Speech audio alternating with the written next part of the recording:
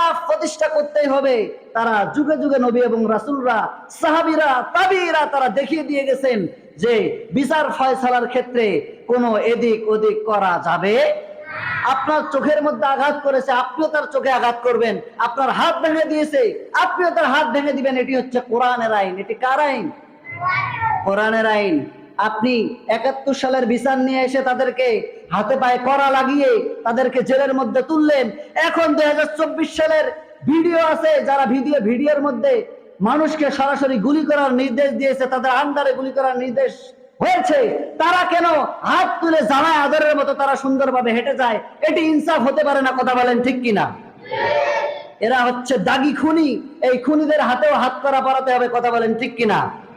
এই হাসানুল হক ইনু, কামরুল ইসলাম সহ, রাশেদ খান মেরল সহ যত নাস্তিককে ধরা হয়েছে, সমস্ত নাস্তিকের হাতে পায়ে কড়া লাগিয়ে আদালতের মধ্যে তুলতে হবে। কথা বলেন ঠিক কিনা?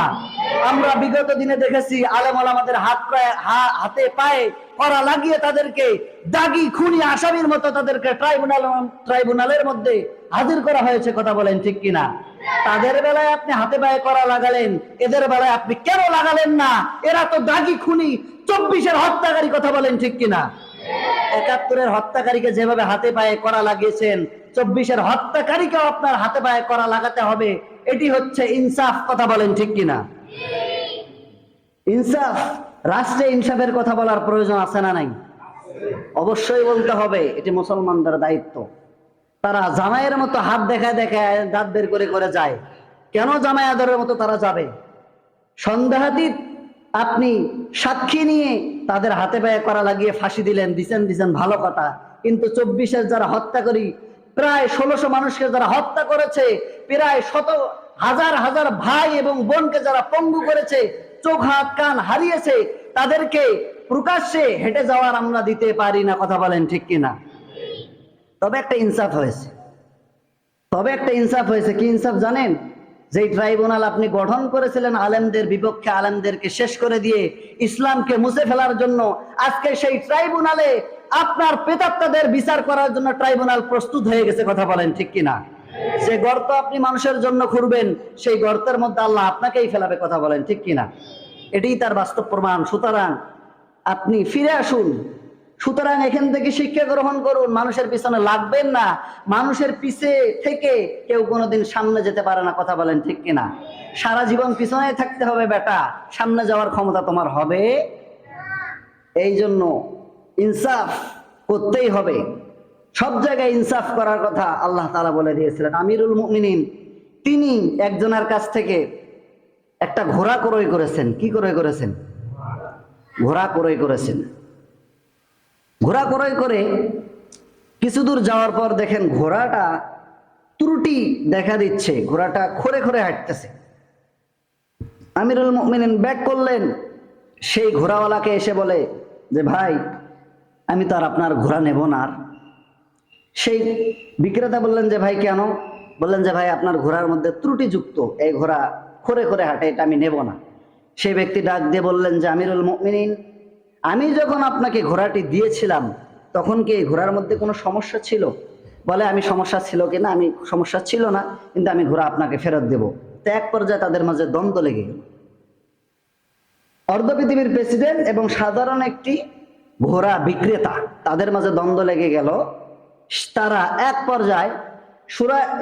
পর্যায়ে সেই ঘোড়া বিক্রেতা বললেন যে আমরা বিচারপতি সুরাই এর কাছে যাব, তাকে আমরা বিচার দেব, সে ফয়সালা করবে। ওমর বললেন যে আমি ওকে বিচারক নিয়োগ দিয়েছি, ওর কাছে গেলে তো ভালো, আর কোনো অসুবিধা নাই। ওমর সহ তার কাছে গেলেন। ওমর রাদিয়াল্লাহু তাআলা আনহু সহ সুরাই তার কাছে গেলেন। সুরাই তাকে দেখার সঙ্গে সঙ্গে তার আসন ছেড়ে দিলেন যে খলিফা, আমার খলিফা এসেছে, যিনি আমাকে এই সমাজের বা এই এরিয়ার বিচারপতি বানিয়েছেন, তিনি এসেছেন। আমিরুল মুমিনিন, কেন আপনি দ্বারস্থ হয়েছেন, বসুন আমার চেয়ারে। তাকে চেয়ার ছেড়ে দেওয়া হলো, তিনি আরেকটি চেয়ারে বসলেন। আমিরুল মুমিনিন বসে আছে কাজী সুরাইহের চেয়ারে বসে আছেন। বলা হলো যে আমাদের দুইজনের দ্বন্দ্ব লেগেছে, আমি ওই ব্যক্তির কাছে ঘোড়া ক্রয় করেছিলাম, এই ঘোড়াটি ত্রুটিযুক্ত, ত্রুটিপূর্ণ, এই ঘোড়াটি আমি আর নেব না। কিন্তু সে ব্যক্তি আর মানতেছে না। ওই ঘোড়া বিক্রেতা ডাক দিয়ে বললেন যে কাজী সুরাই, শোনেন, আমার ঘোড়াটি যখন আমি বিক্রি করেছিলাম তখন আমার ঘোড়ার কোনো সমস্যা ছিল না। কাজী শুরাইহ আমিরুল মুমিনিনকে ডাক দিয়ে বললেন, আমিরুল মুমিনিন, আপনি যখন ঘোড়াটি ক্রয় করেছিলেন তখন সে এই ঘোড়ার মধ্যে কোনো ত্রুটি ছিল? আমিরুল মুমিনিন বলে, না, আমি কিছু দূর যাওয়ার পর ঘোড়াটি ত্রুটি যুক্ত হয়েছে। কাজী শুরাইহ ডাক দিয়ে বলেন, আমিরুল মুমিনিন, এখন আপনি সুস্থ আছেন, একটু পরে সুস্থ থাকবেন নাকি অসুস্থ হবেন, এর কি গ্যারান্টি আপনি দিতে পারবেন? আমিরুল মুমিনিন বললেন যে, না কাজী শুরাইহ, আমি দিতে পারবো না। তখন সেই বিচারপতি বিচার ফয়সালা করলেন, জাস্টিস করলেন, ইনসাফ করলেন, বললেন, আমিরুল মুমিনিন, আজকে রায়টা আমাকে দিতে হলে এই রায়টা আপনার পক্ষে যাবে না, এই ঘোড়া বিক্রেতার পক্ষে রায়টি চলে যাবে। আমিরুল মুমিনিনকে ডাক দিয়ে বলেন, আপনি যদি ঘোড়া ফেরত দিতে চান তাহলে ত্রুটি যুক্ত ঘোড়া দেওয়া যাবে না, যেভাবে ত্রুটি মুক্ত ঘোড়া নিয়েছিলেন ওইভাবে ত্রুটি মুক্ত আপনি ঘোড়া তাকে ফেরত দেন, সে আপনাকে টাকা ফেরত দিবে। যেহেতু ঘোড়া তো অসুস্থ, এটা ত্রুটি যুক্ত নাকি ত্রুটি মুক্ত? ত্রুটি যুক্ত। এখন কি আর ঘোড়া ফেরত দেওয়ার সুযোগ আছে? রায় দিয়ে দিলেন কাজী শুরাইহ যে, আমিরুল মুমিনিন, যেরকম ঘোড়া ত্রুটি মুক্ত নয়, এখন ত্রুটি যুক্ত, সুতরাং রায়টি আমি সেই বিক্রেতাকে দিয়ে দিলাম, এই ঘোড়া আর সে ফেরত নেবে না। আমিরুল মুমিনিন অর্ধ পৃথিবীর প্রেসিডেন্ট হওয়ার পরেও একটি কথাও বললেন না, একটি শব্দও বললেন না। তার এই বিচার মেনে নিয়ে দুইজনে সন্তুষ্ট চিত্তে চলে গেলেন। পরের দিন আমিরুল মুমিনিন ঘোষণা করলেন, যেই দেশের কাজী, যে এলাকার এই ছোট্ট একটি এরিয়ার কাজী, কাজী শুরাইহ, যিনি আমিরুল মুমিনিনের বিপক্ষে রায় দেওয়ার প্রয়োজন হলেও রায় দিয়েছেন, আমি বুঝতে পেরেছি তার কুফা নগরীর গোটা এরিয়ার দায়িত্ব পালন করার মতো তার আল্লাহ তাআলা যোগ্যতা তৈরি করে দিয়েছেন। জোরে বলি সুবহানাল্লাহ।